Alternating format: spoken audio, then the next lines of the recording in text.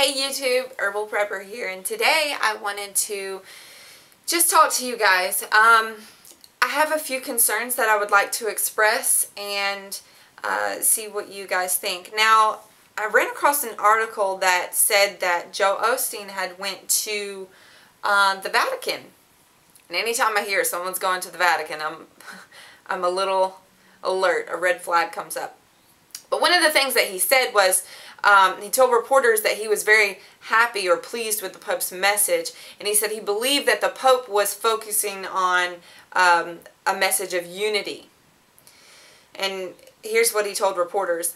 I love the fact that he's made the church more inclusive. He said, not trying to make it smaller, but trying to make it larger so that everyone's in. He said, so that resonates with me.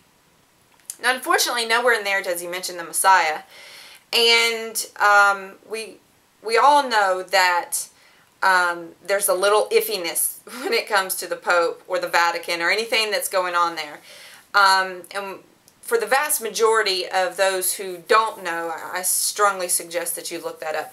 And also this. Basically, what he is referring to there is not a one or unity within and under the Messiah.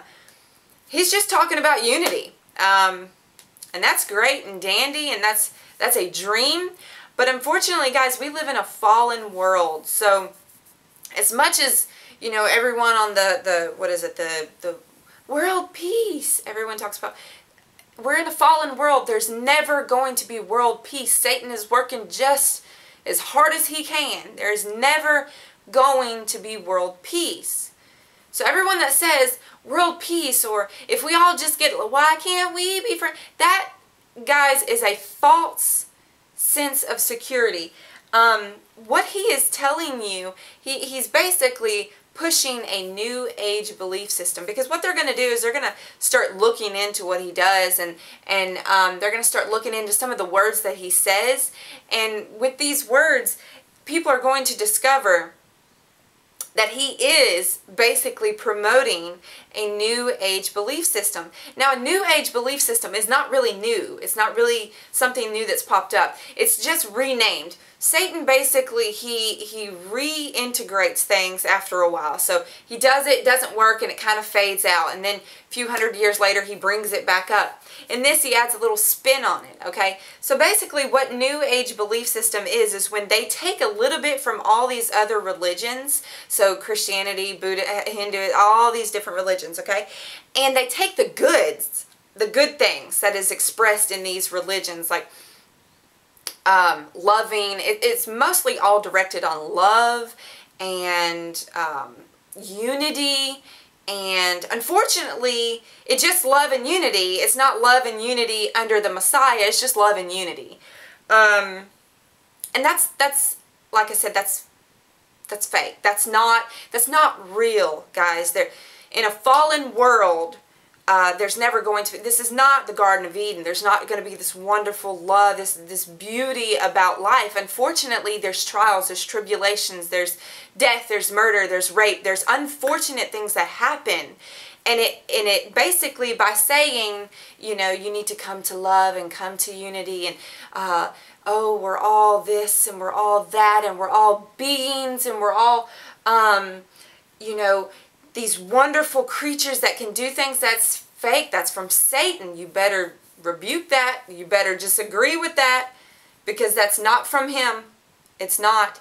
And so what these prosperity gospel teachers are teaching, like Joel Osteen, is they're teaching you that he wants you rich. He wants you wealthy. He wants you fulfilled. Whatever that means coming out of his mouth, because my definition of rich, wealthy, fulfilled is totally different than what he's preaching. I mean, the man, I believe, don't quote me, but I believe has his own private jet and flies from here to there and goes to Africa, preaches all these same things to these poor, very, very poor people, and just say, oh, if you believe in Jesus, he'll give you your wealth and your this and your that. Because he wants you wealthy. He wants you healthy. There's like 3 words they use. Wealthy, healthy, and fulfilled, or something like that. You know, he does want us healthy. He does want us fulfilled. But doing it the way that these prosperity gospel teachers are telling you, they're making you weak. They're making you a very weak Christian. They're making all these people in Africa feel like, oh, if I believe in Jesus Christ, then I'm not going to go through trials and tribulations. And that is a that is lie, that is a false pretense. You cannot believe that. The Messiah said, you will be hated by all nations in my name's sake. You will be hated by all nations in my name's sake. Does that sound like you will be loved, unity, wonderfulness in my name's sake? No. That sounds like you're going to be hated for being a follower, a true follower of the Messiah.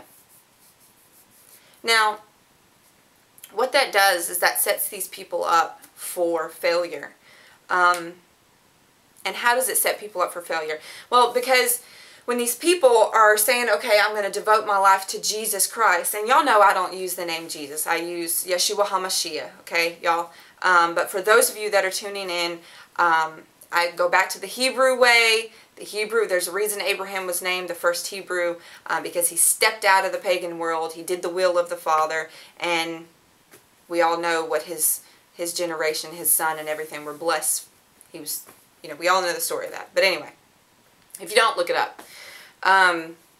So, guys, when they are being told these things, they start saying, okay, so now I expect my life just to instantly get better. I don't expect these rebels in Africa to come by and slaughter our children and kill the women and rape the women. I don't expect this because I believe in Jesus Christ. So when these bad things still continue to happen to them, what does that make? Most of them will fall away. They will fall away. Even if they were even there to begin with, let's say they will fall away. But most of them are not. You are being saved under a false pretense. That's not true. That's like signing a contract. That's a bogus contract to begin with. It's wrong. Guys, Messiah says, my people are destroyed for lack of knowledge. Why are they destroyed? For lack of knowledge. Why? Oh, Jeremiah says, we have inherited nothing but lies from our forefathers. So my people are destroyed for lack of knowledge, and we have inherited nothing but lies. And this is because you have a mass amount of people just sitting in church like this, with their Bibles and their book of hymns and songs, and they're just sitting there with both in one, and they're just sitting there. And they're just taking in everything that the pastor, preacher, priest, whatever is saying. They're just sitting there. There's no Q&A session. There's no questions. You go to your pastor. Your pastor's preaching on Proverbs 31 or Romans 13. Ooh, Romans 13. Look it up. What is that about? Proverbs 13, how to be a perfect little husband and a perfect little wife and have perfect little children.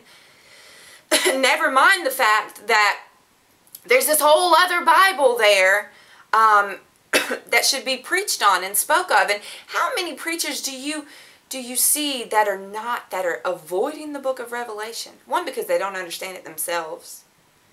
Two, because they don't want to get questions from their sheep that don't understand it. I run into so many people, even within my own family, my sisters, and I don't read the book of Revelation because I don't understand it. So you pick up a book, you read the beginning, the middle, get to the end, and you say, I don't want to know what happens. That makes no sense to me. It makes no sense to me. So no, that's incorrect, and I don't feel like that should be done. Now, did you know that the book of Revelation is the only book in Scripture, the only one in Scripture, that you are blessed if you read and cursed if you change? Did you know that? So it seems to me, logically, that would be a good place to start.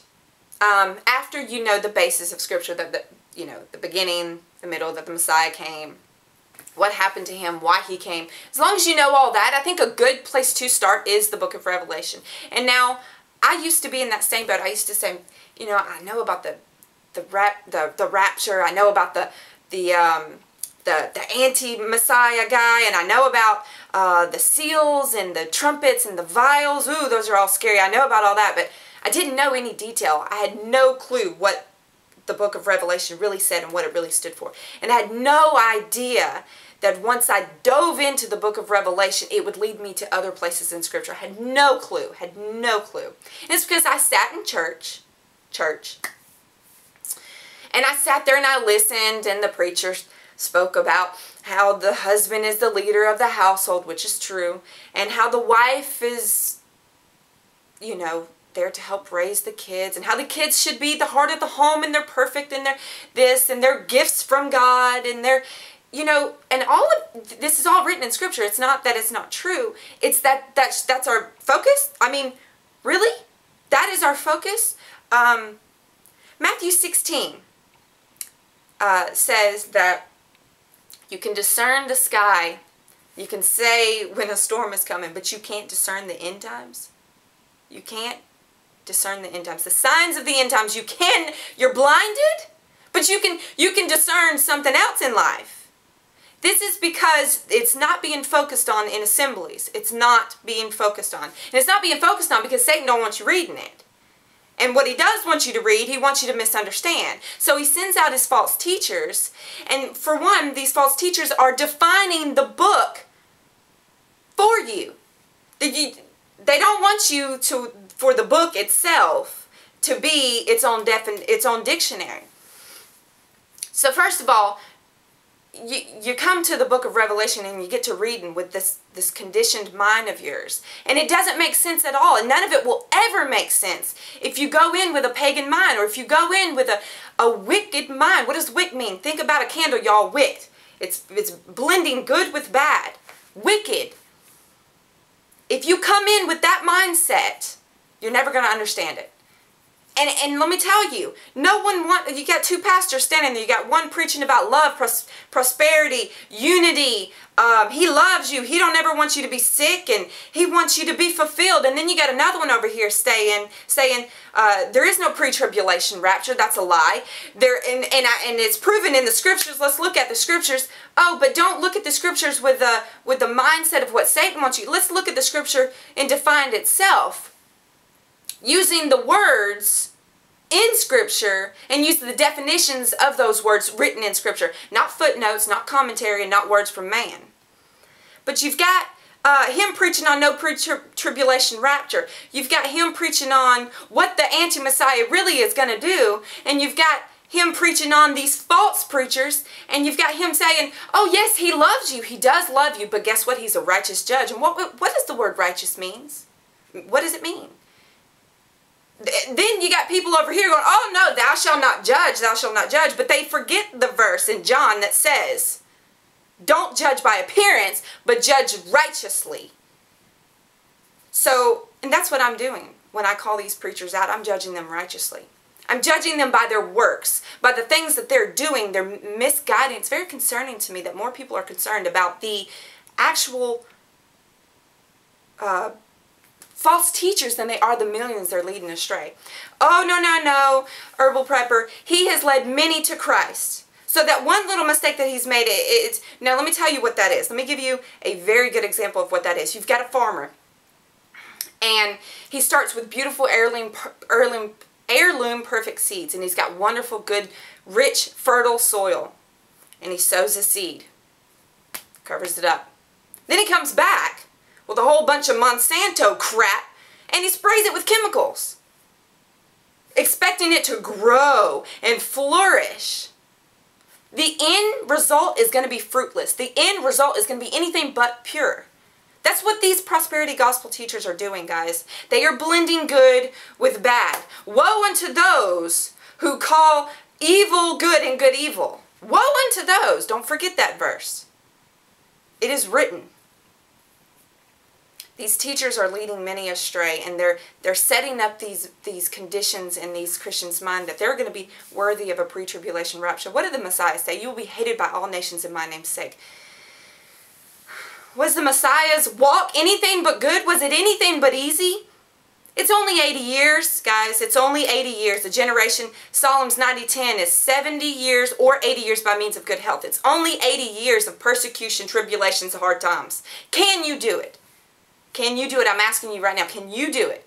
Can you stand strong enough in your faith that you can go walk through this life with persecution for 80 years. And I'm not saying it's all going to be terrible every waking moment. No, he's not going to allow that to happen to his true followers. But you are going to go through trials and tribulations. You will go through trials and tribulations. Don't let no one ever tell you that you're not going to. And I don't mean you stub your toe. I don't mean you're late to a brunch. I mean real deep, hard trials and tribulations. Things like the prophets went through, guys. You know, man, it's really disheartening that so many people are being led astray. Everything I want you to do, any and everything I say, compared against Scripture. If it don't make sense, you come back and tell me. Because to me, when you are pushing love, one, and unity, and you don't mention the Messiah, you don't mention how you should follow him, you're just preaching love, unity, and blah, blah, blah. You're preaching false gospel. You're preaching a fake, a lie of Satan, and you're trying to do it under the name of the Messiah. Let me tell you guys, those who are evil, they wear the face of good. Satan was beautiful, was he not? He wasn't this ugly demon with warts and moles and horns and red, and he was beautiful. He was beautiful. He came to Eve. Eve was not scared, obviously. She didn't fear for her life the moment she seen him. Something was beautiful about him. He was alluring, guys. Is all not ringing bells here? Everything that Satan does is behind the scenes. He's the one pulling the strings, and he wears the face of good. So if it sounds good to your ears, what is it? 2 Timothy chapter 4, I want to say like verse 2. I know it's chapter 4. Says that people won't want to hear sound doctrine in the end times. This is because their ears have been coated with nothing but lies, as Jeremiah says. Their ears have been, they've been pumped up and fulfilled with this, I am holier than thou. I am so worth anything but tribulation. Let me tell you, if you were not willing to go through tribulation, following the Messiah is not for you. Because you are going to go through trials and tribulations. We all have. We all have. But you've got to understand that his people are destroyed for lack of knowledge. Please humble yourself as a child. I had to do it. And anybody else that is learning the truth has to do it. You have to humble yourself as a child and come back to him. And you will be fulfilled. You will read the book of Revelation. He will give you discernment. He will send you things out of nowhere. I'm telling you, I'm living proof of it. I can only give you my testimony, guys. I can only tell you what I know to be true. Living testimony here that I changed my life. I realized the Old Testament still stands. I went back. I said, I'm not going to eat pork anymore. I'm not going to eat unclean anymore. I'm not going to do the things I shouldn't do anymore. Because Hebrews 10:26 says that if you continue to sin, and you know that you've learned the truth of that sin, there's no more sacrifice left for your sin. Read it. And read it without footnotes, without commentary. Read it and take it in.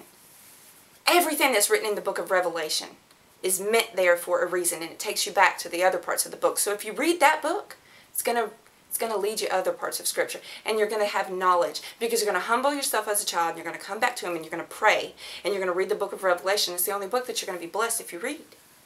Please, guys, I'm begging you. We are in the final. This is the long end. This is the stretch. We're done. Time is up. Please, I'm begging you, please, learn about the bride. Learn about the Hebrew wedding. It's all very relevant. Please, I beg you. I can't beg you enough. I'm on my knees begging people, please, I don't want anybody else to be lied to and strayed. I want people to really, truly understand Scripture, and so does he. Please, please, if you're not saved, you need to get saved under the name of Yeshua HaMashiach. It's very important. So guys, I hope this video is a blessing. I'm running out of time. Until next time.